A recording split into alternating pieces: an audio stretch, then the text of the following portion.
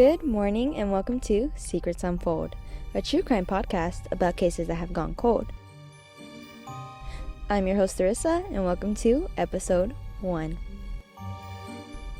Today we're going to go ahead and dive into the unsolved case that has been named one of the most notorious unsolved homicides, and it takes place just 30 minutes away from our beloved Houston Heights area. We're going to go ahead and talk about the Lover's Lane murder case of 1990. Now, our story starts on August 22nd, 1990.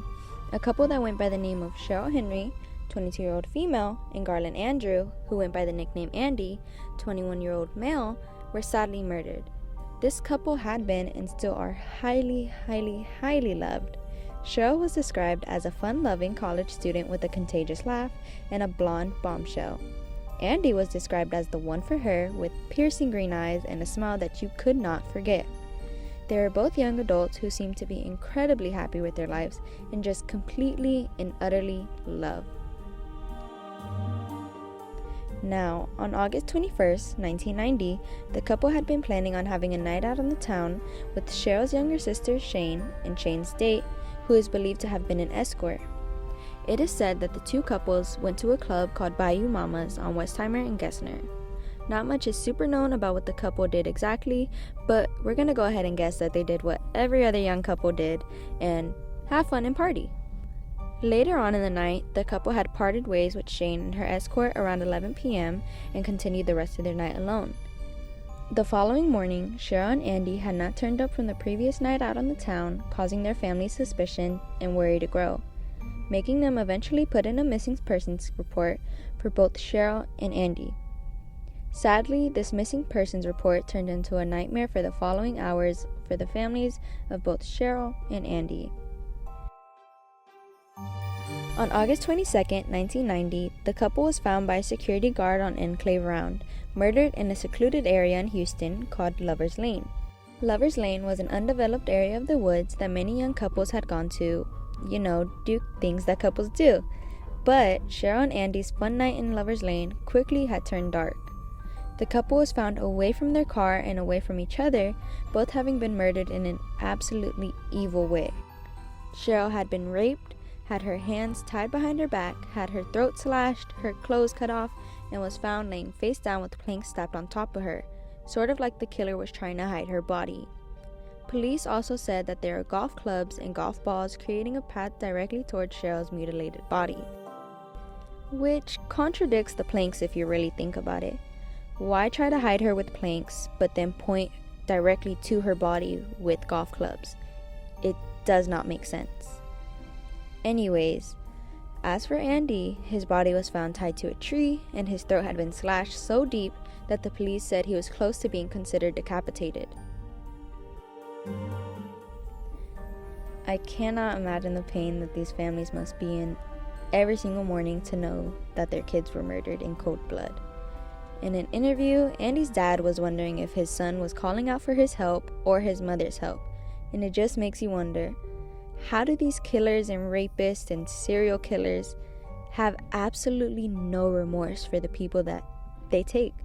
They just kill, and it's absolutely sickening. There are a couple theories of who this killer is and why they did what they did.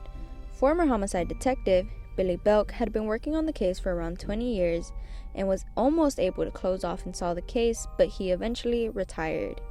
However, Belk did come up with many theories over the years, especially since DNA testing had become so big.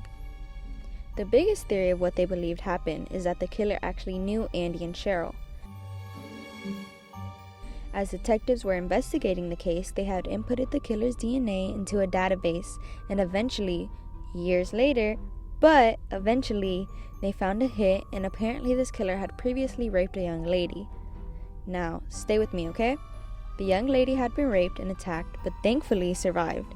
She told police that she was coming home, and when she went up to her bedroom, the killer appeared and attacked her. Now, this young lady had just come home from work, where she was a topless dancer at a club named Gigi's, and she was employed by Andy's dad. How does this all connect? Well, It is said that Cheryl also worked at a nightclub, and when her body was discovered by police, the killer had left her a crisp $20 bill. Now, I'm not the smartest, but that's no coincidence. The killer, 9 times out of 10, had to have targeted Cheryl and Andy, maybe on a rampage.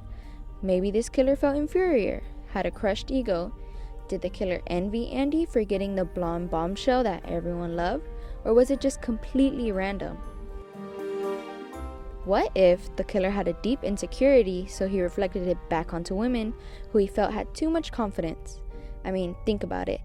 Cheryl and the rape victim both worked at nightclubs and seemed to have a good amount of confidence and were told that they were very beautiful, beautiful women. The killer might have also been extremely aggressive, specifically towards Cheryl during the killing, because police said that she was tied up far more than Andy and appeared to have put up a fight, further proving that his fragile ego cannot be targeted or else he gets far more aggressive. Now, that was just one of the many theories that police believe. But what are your theories? Do you think we'll find out who killed the couple? Do you think it was targeted? What are your thoughts and what are your opinions? I'd love to know.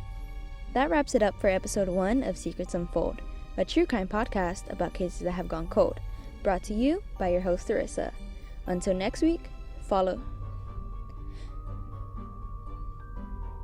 That wraps it up for episode 1 of Secrets Unfold, a true crime podcast about cases that have gone cold, brought to you by your host Arissa. Until next week, fellow true crime junkies, and until then, stay safe.